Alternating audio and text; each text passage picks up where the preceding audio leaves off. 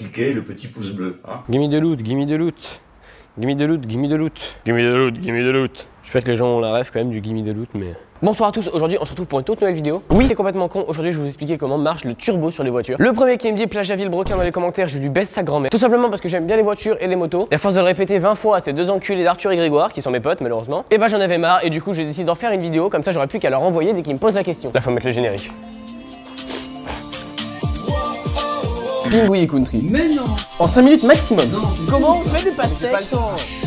On peut payer en blinis.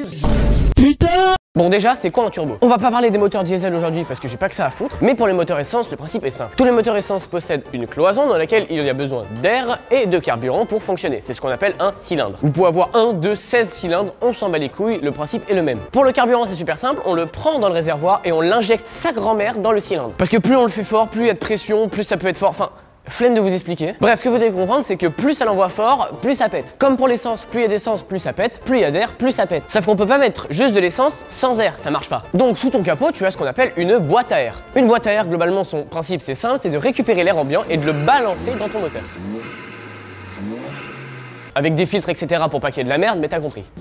Du coup, théoriquement, plus il y a d'air, plus ça pète. Parce que l'essence, techniquement, on peut en mettre plus. C'est là que le turbo intervient. Après que la boîte à air ait chopé de l'air et que la pompe à carburant ait ramené du carburant, globalement, ça pète. Ça crée une combustion qui relâche du gaz. Gaz qui est donné dans la ligne d'échappement, boum boum, ça fait du bruit, ça pue, ça pollue. Et c'est là qu'intervient le turbo. Il va récupérer les gaz perdus dans l'échappement pour l'envoyer encore plus fort sa grand-mère, dans les cylindres. En gros, c'est ça. Ça permet théoriquement, avec la même consommation, de pouvoir délivrer plus de chevaux. Les chevaux, c'est comment est calculée la puissance d'un moteur. Théoriquement, c'est censé reproduire la force du nombre de cheval indiqué. Si tu attelles théoriquement tes 45 chevaux à ta voiture, ça ferait à peu près la même puissance. En pratique, c'est pas vraiment ça, mais bon, on se comprend. Et donc voilà, c'est ça le principe.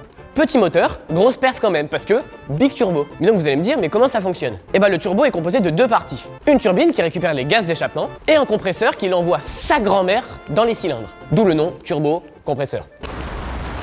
Faut pas être trop con. Quand tu roules globalement, la turbine va tourner sa race, genre 200 000 tours minute, oui c'est possible. Cette rotation entraîne le compresseur qui aspire de l'air de l'extérieur. Le compresse, le balance dans le moteur, etc. Ça a théoriquement plusieurs avantages, comme par exemple d'avoir plus de puissance pour la même consommation. Sauf qu'en pratique, c'est pas forcément vrai, parce que vu que tu as plus de chevaux, t'as tendance à appuyer beaucoup plus et donc à rouler plus vite et donc à consommer plus. Mais théoriquement, si tu roules exactement pareil, bah t'auras plus de puissance pour la même consommation et ça c'est bien.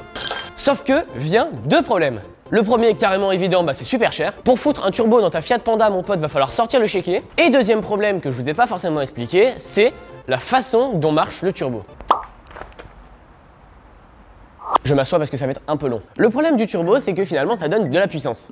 Oui, c'est pourquoi on l'installe, et oui, c'est un problème, je vais vous expliquer pourquoi. Parce que dans le cylindre, il a un piston, globalement, qui tambourine comme ça. À force des explosions, ça descend, ça remonte, ça est un piston. Ce piston, globalement, a une vitesse qu'on appelle tours par minute. C'est ce qui monte et qui descend sur le compteur. C'est globalement à quel point ton moteur tourne. Jusque là c'est simple. Sauf que plus il tourne, plus il y a d'air qui va à l'échappement. Et ça c'est intéressant pour le turbo. Mais ça lui donne aussi le problème. À bas régime, quand le moteur tourne pas très vite, et bah le turbo il peut pas tourner parce qu'il n'y a pas assez de gaz qui s'échappe. Par contre, à haut régime, il se met à tourner et ça met beaucoup de puissance. Donc on arrive à des voitures qui ont un comportement de merde. C'est-à-dire que bas régime, il se passe rien, il se passe rien, il se passe rien, bam, beaucoup trop de puissance. Puis après tu changes de rapport, il se passe rien, il se passe rien, il se passe rien, il se passe rien, beaucoup de puissance. Et ça c'est super chiant. C'est là qu'entrent en jeu les deux autres types de turbo. Enfin je dis deux types. Le premier c'est pas vraiment un type de turbo mais c'est juste d'en mettre deux. Un plus petit pour les bas régimes, donc il va s'enclencher dès les premiers tours, et un autre plus gros pour les plus gros tours, vous avez compris. C'est ce qu'on appelle le TGV, oui comme les trains qui vont vite, qu'on appelle turbo à géométrie variable, et ça c'est cool. En plus du nom super stylé, le fonctionnement est incroyable. Le turbo est capable de ouvrir ou fermer les ailettes en fonction du régime moteur. C'est-à-dire que dès les premiers tours, il va pouvoir tourner parce que les ailettes seront grandes ouvertes, et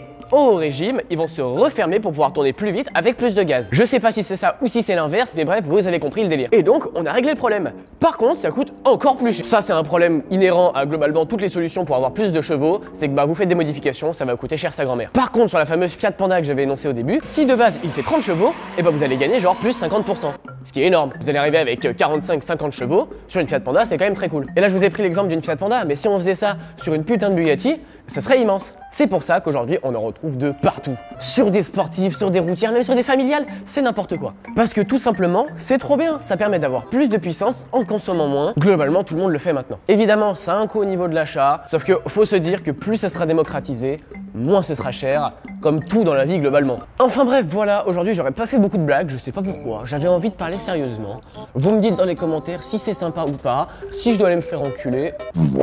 Bref, sur ce, on se retrouve pour une prochaine vidéo. Il y a une grosse vidéo qui sort dans pas longtemps qui est globalement complètement conne. Alors là, du coup, c'est très simple. Je vais globalement tout défoncer pour faire une touche de sympa. Voilà. Genre, je vais balancer des trucs, ça va faire brouf, brouf, brouf, et à la fin, je fais... Abonnez-vous. Oh, j'ai envie de le balancer, ce baril de merde. Oh, il me fait chier. Oh, attends, je vais prendre de l'élan, mon pote. Abonnez-vous.